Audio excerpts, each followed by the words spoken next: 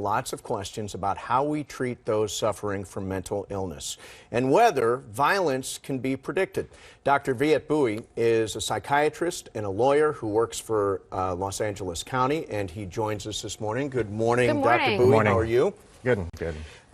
So I guess one of the big questions is, you know, obviously this kid goes on a shooting spree at Sandy Hook Elementary School. Is there any way to identify from a mental health perspective when somebody is the proverbial ticking time bomb like he was? I mean, it's very hard to identify, and, you know, violence is very hard to predict. I mean, that's something that we know in the field, that, you know, I mean, our chances of predicting violence is, you know, it's probably a little bit worse than flipping a coin. I mean, despite, you know, the research that has been done, you know, we have studies, we have tests, but our ability to predict violence is not very good. You know, we have to look at these cases and really, you know, study them, you know, say this case in Connecticut, or, you know, previous cases that have happened even earlier this year, and, you know, look at all the factors that went into that, because there's a myriad of factors that can really, you know, influence, you know, how things turn out. So, I mean, a lot of research basically needs to be done. So in other words, you really can't tell. I mean, there are some warning signs, though, that we should be aware of. Yeah. I mean, you know, when we think about immediate violence or emotional violence, people are about to be angry. You look for typical signs of anger, like the classic, you know, people getting into an argument, somebody has their fist clenched, you know, they start staring, they just have, you know, they look mad. Most people can recognize whether somebody looks mad.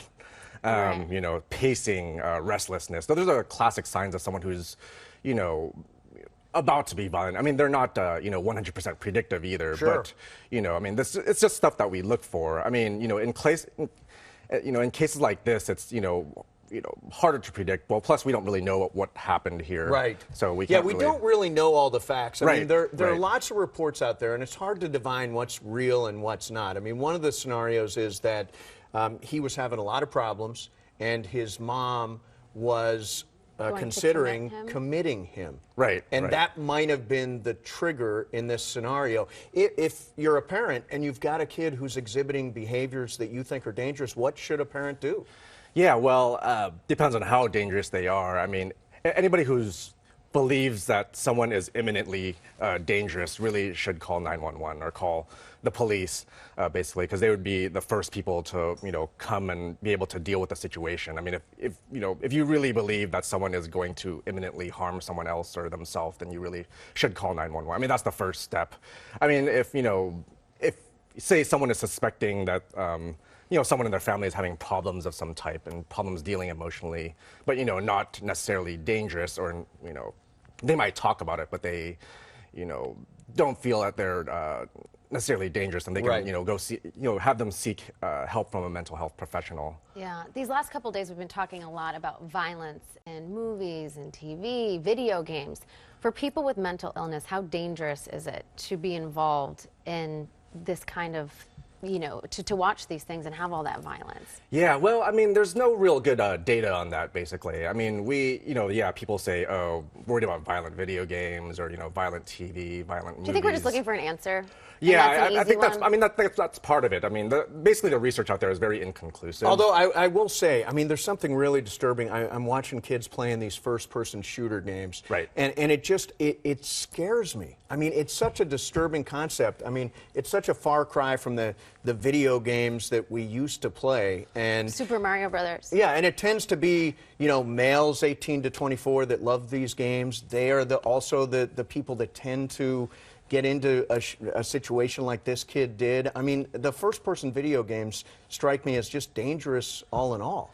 Right. Well, I mean, yeah. Again, you know, there is research being done. And I think, you know, more research needs to be done in this area. I mean, basically, again, yeah, we might say what we have anecdotal evidence from some of these cases that have happened, that, yeah, some people that have gone on to do this have played violent video games. But, you know, there's millions and millions of people out there that play these games. Obviously, that, you know, yes. Obviously don't go on to do something like this. I mean, and basically the evidence when it comes to that is fairly inconclusive. I mean, you know, what we call, there's a correlation there, but it's not like one causes, you know, the video games cause the violence. You know, you can say like, oh, well, you know, but basically the research is not there to really say that right now. Well, people are obviously talking about mental illness right now. Right. It's at the forefront of this discussion, along with gun control.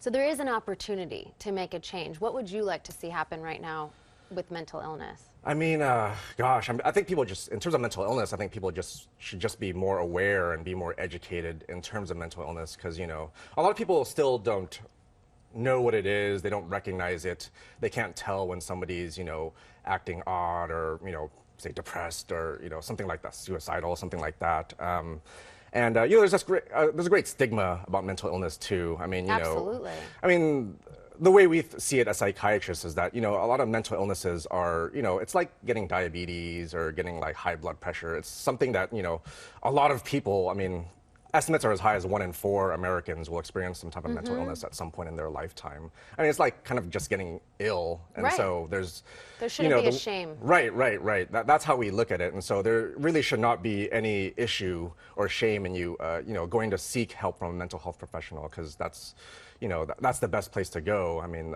you know, a lot of people are afraid, you know, that they'll be And hopefully that will stigmatized. come from this, Yeah. because that would be a huge step. I mean, Right. if we raise awareness about that and let people know that if, especially at this time of year, if you're having problems, if somebody in your family is having problems, don't be afraid to seek help, Some help. because Right, there right. is help Professional out there. Yes, Thank you so absolutely. much. Thank you. Dr. you for Bowie, coming thank you in. very much. Nice meeting you. All right. Thanks so Nice much. meeting you. Appreciate Thanks. it.